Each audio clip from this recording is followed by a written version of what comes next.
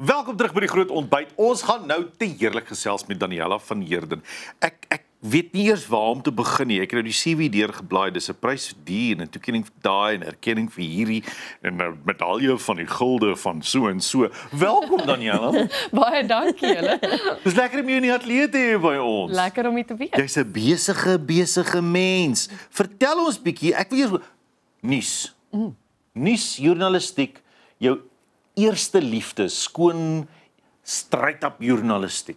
Ja, inderdaad, maar nie so seer nuus nie. Ek dink die deel van journalistiek wat jy maar eintlik stories vertel en met mense gesels. Dit was my so lekker. Ek het begin by die skoolkoerant en later daar op Potchefstroom by die universiteitskoerant en dit was net altyd vir my verskriklik lekker om onderhoude te voer en interessante mense te ontmoet en plekke te gaan waar jy andersins nooit sou as jy nou nie daai kan sê ek is 'n joernalis en ek moet nou hier wees. So dis die lekker vir my. Waar kom die liefde daarvan vandaan? Wie het dit in jou vir die eerste keer ontsluit? Die storie vertel liefde. Dis eintlik maar 'n nuuskierige aag gewees, né? Dan gee dit jou so half vry pas om vrae te vra en ek was in graad 9 gewees toe was ek by destydse Beeld, ongelukkige koerant wat nou gesluit het verlede jaar, maar ek was by 'n Beeldskoolkoerant kursus. En voor dit het ek altyd van boeke en lees gehou, maar daar was 'n nagnuusredakteur van Beeld, Wyle Louise Loubser en sy het vir my gesê journalistiek is 'n beroep waar jy betaal kan word, weliswaar nie baie nie, maar betaal kan word om nuuskierig te wees.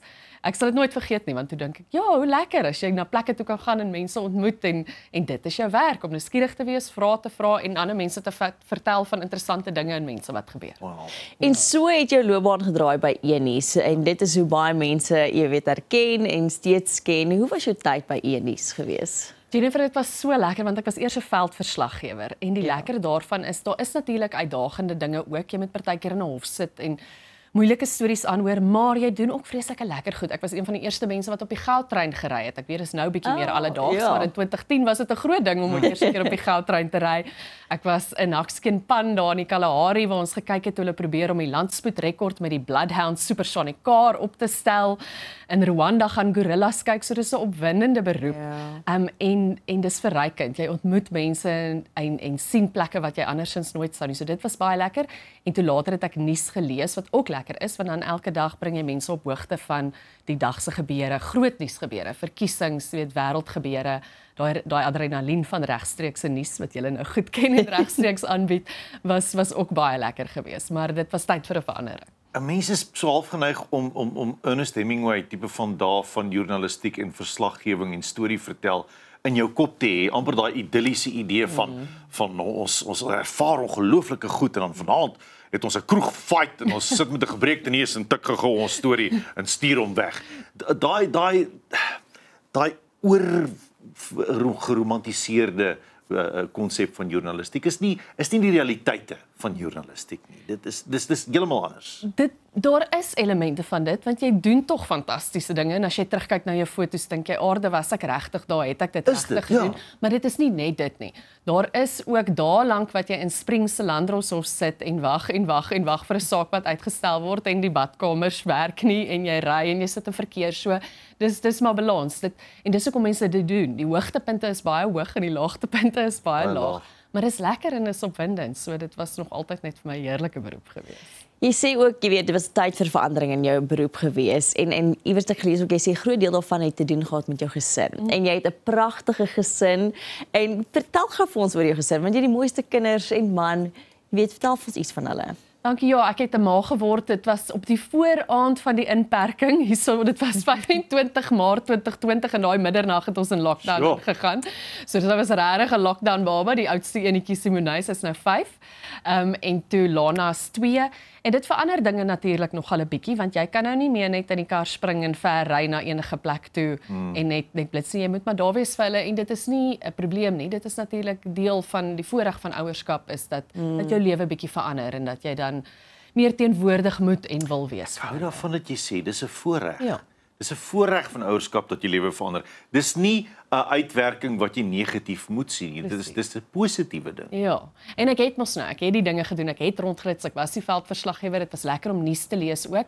Maar die ure was bietjie moeilik want jy gaan in die middag in kantoor toe en in die aand lees jy nuus en dis altyd daai tyd wat nou badtyd en storietyd en boekietyd is en ja, en hulle is nou op die ouderdom waar dit is nogal belangrike tye daai om op die skoot te sit en 'n boekie te lees en die goeie nagsoen te gee en so ek het toe besluit ek gaan dinge so bietjie verander nou om meer teenwoordig by hulle te wees. Jy praat nou van jy weet die boek lees en voordat ons by die potsending kom wil ek gou praat oor lees want dit is iets waaroor jy ook baie passievol is. Jy praat gereeld oor hoe belangrik dit is dat ons kinders moet lees, ons liefde van lees moet kweek, maar jy het self ook 'n boek geskryf.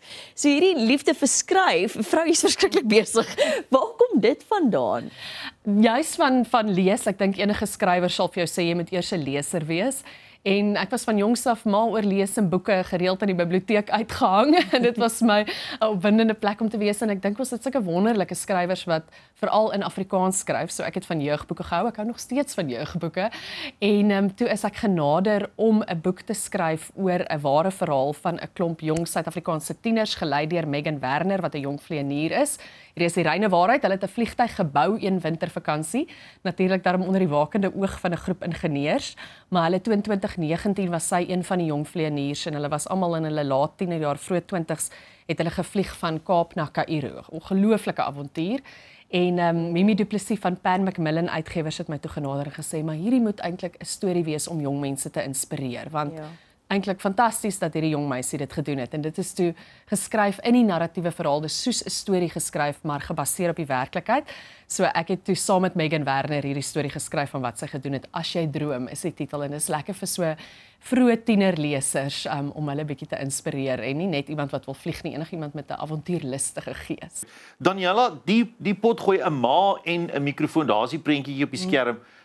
Dit het tog al gegroei. Was dit 2024 wat dit begin het amptelik? Ja, so net meer as 'n jaar gelede het ek dit sommer so van die huis af. Dis nou die lekker ding van 'n potsending. Jy kan dit daar vanuit jou tuiskantoor doen. Ja. Het ek dit begin, sal ons sê, uitsaai, maar dis mos nou maar op die internet en enige iemand kan luister. Ja. En die reaksie was baie positief. Dit is lekker om te sien mense luister en ek dink die statistiek het al gewys ons meer as 40 lande waar mense saam luister en natuurlik plaaslik ook baie.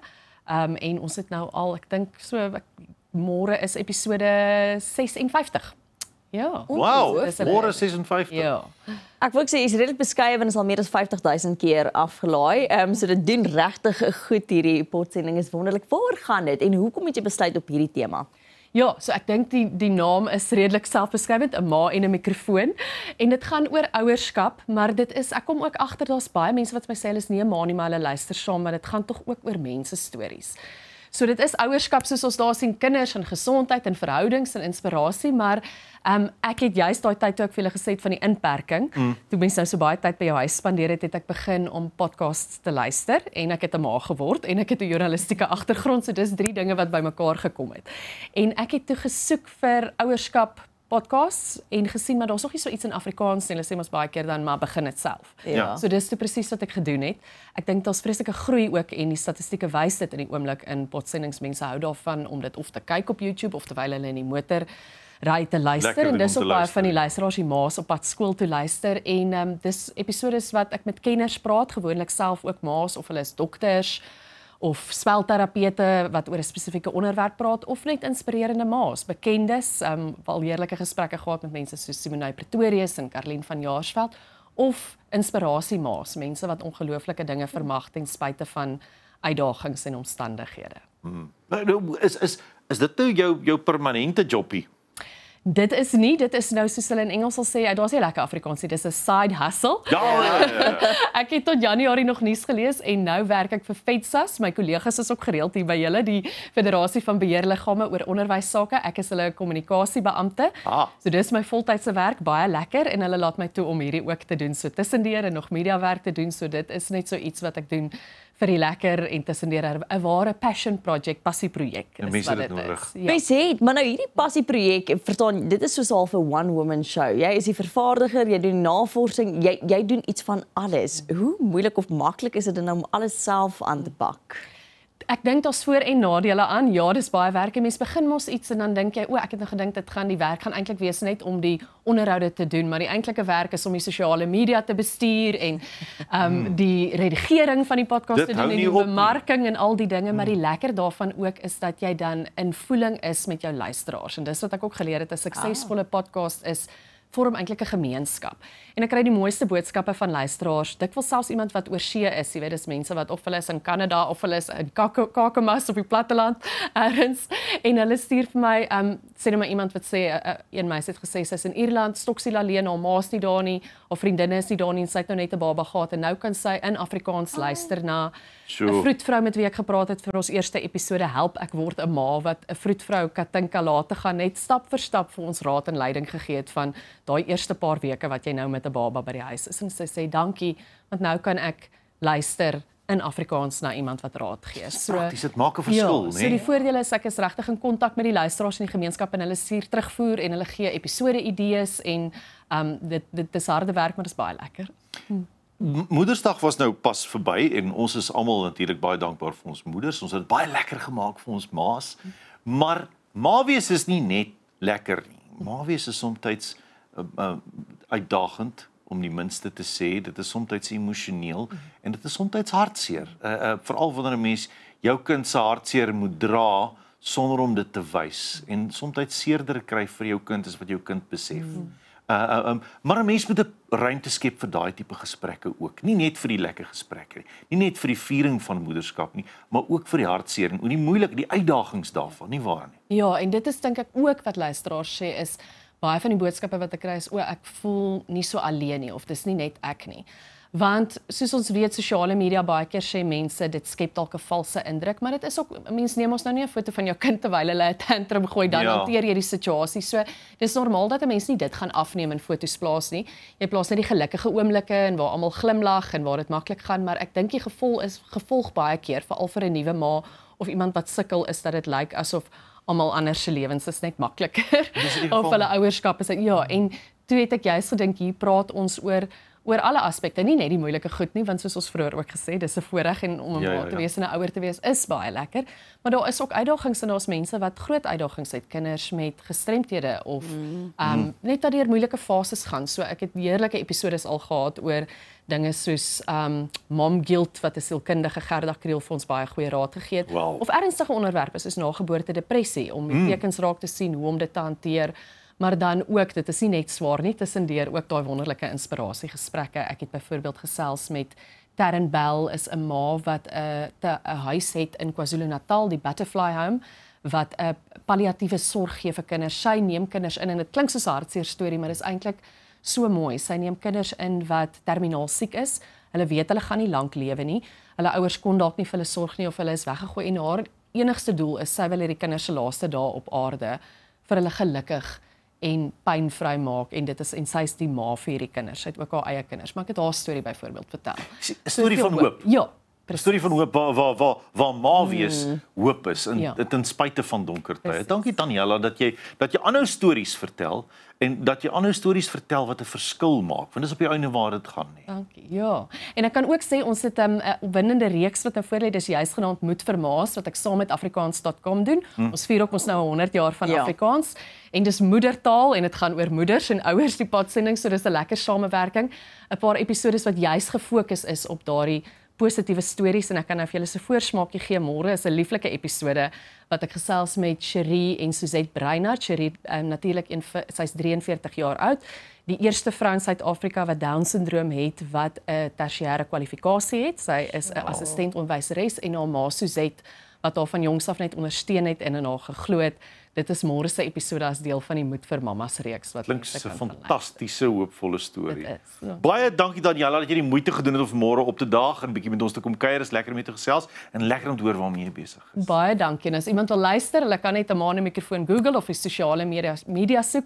Dis op YouTube, Spotify, Apple Podcasts, maar gaan soek net op Facebook of Instagram. So maklik soos dit. Dis Daniella van Heerden met haar nuwe potuitsending 'n ma 'n mikrofoon.